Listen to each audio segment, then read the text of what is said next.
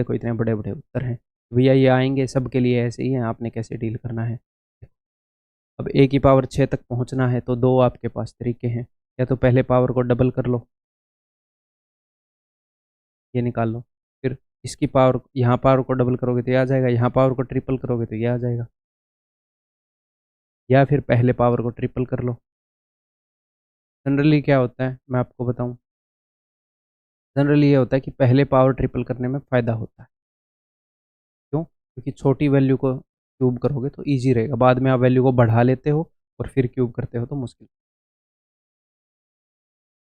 ठीक है ब्रदर। और अदरवाइज कुछ क्वेश्चन में उल्टा भी हो जाता है, वो ये नहीं करना कि इसमें तो ये हो गया, तो यार फिक्स रूल नहीं। तो मैं यहाँ पर सीधा पावर को ट्रिपल कर रहा हूँ, ए क्यूब प्लस 1/a क्यूब। वो क्या होता है? वो होता है कि क्यूब में से 3 गुना घटाया जाता है। ठीक है, तो इसका क्यूब 7 का क्यूब 343, 3 का क्यूब 3√3 का क्यूब 3√3 में से घटाया जाएगा 3 गुना, यानी कि 7×3 = 21। ठीक है जी। अब ये क्या हो जाएगा? ये हो जाएगा 3×3 = 9, 3×4 = 12, 3×3 और 1 = 10, में से 21 घटाएंगे तो ये आ जाएगा जी 1008√3। ठीक है ना मैंने क्यूब में।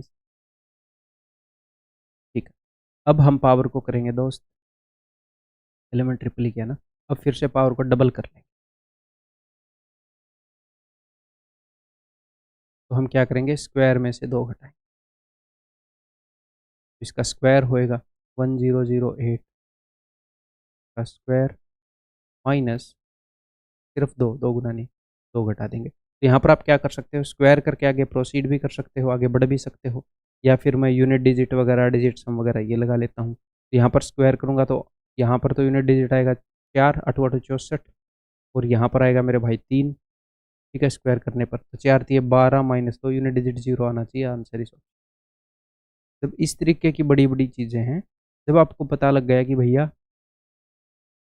कैलकुलेशन बड़ी है, उस वक्त आपके दिमाग में ये चीज़ें आनी चाहिए। हम 25 के 25 क्वेश्चन में ये देखते हुए नहीं घूमते यूनिट डिजिट है क्या, डिजिट सम है क्या, नहीं।